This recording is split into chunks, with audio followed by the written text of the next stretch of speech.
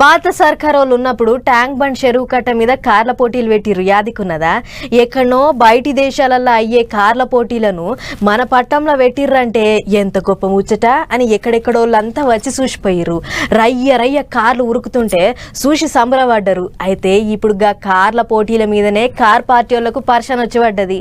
మాజీ మంత్రి మీద ఆఖరికి కేసు బుక్ అయింది. అగో ఇగో అని అంతా అనుకుంటూనే ఉన్నారు. ఆఖరికి మాజీ మంత్రి కేటీఆర్ మీద కేసు పెట్టిండ్రు. కార్ల పోటీలు పెట్టేందుకు పర్మిషన్లు లేకుండానే సర్కారు పైసలు ఇష్టం వచ్చినట్టు ఖర్చు చేసిండ్రని చెయ్యి పార్టీ వాళ్ళు శానొద్దుల సంధి అంటనే ఉన్నారు కదా. కేసులు అవుతాయి, అరెస్టులు అవుతాయి అని చెప్తానే ఉన్నారు కదా. ఇక ఇప్పుడు ముచ్చట కొసేలేదాకా రానే వచ్చింది. అటు గవర్నర్ సార్ కూడా పర్మిషన్లు ఇచ్చేటాలకు ఏసీ వాళ్ళు మాజీ మంత్రి మీద కేసు పెట్టిండ్రు. కార్ల పోటీలు అయినప్పుడు హెచ్ఎండిఏ బోర్డు, ఆర్థిక శాఖ, ఆర్బీఐ పర్మిషన్లు లేకుండానే మొత్తం 55 కోట్లు ఖర్చు చేసిండ్రాట. అందులో 46 కోట్లు డాలర్ల రూపంలో చెల్లించిండ్రాట.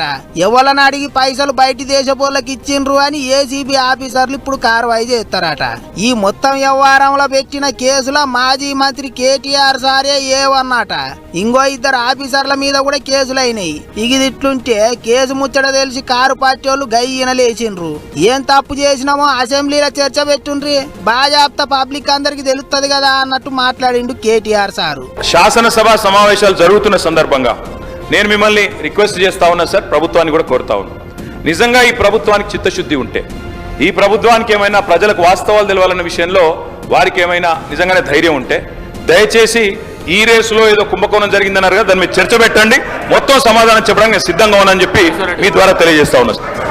అటు ఇంకో మాజీ మంత్రి హరీష్ రావు సారు కూడా చర్చ పెట్టాలి అని అడిగిండు. మరి ఇక చర్చ సంగతి ఏమవుతుందో ఏమో గానీ రేపు మాజీ మంత్రిని అరెస్ట్ కూడా చేస్తారన్నట్టే ముచ్చట్లు వినిపిస్తున్నాయి. మరి ఇక ఏమవుతుందో ఏమో గానీ మళ్ళోసారి సర్కారోళ్లకు ఎగస్ పార్టీ వాళ్ళకు నడమ లొల్లి గట్టిగానే నడిచేటట్టున్నది అనుకుంటారు ఇప్పుడు అందరూ.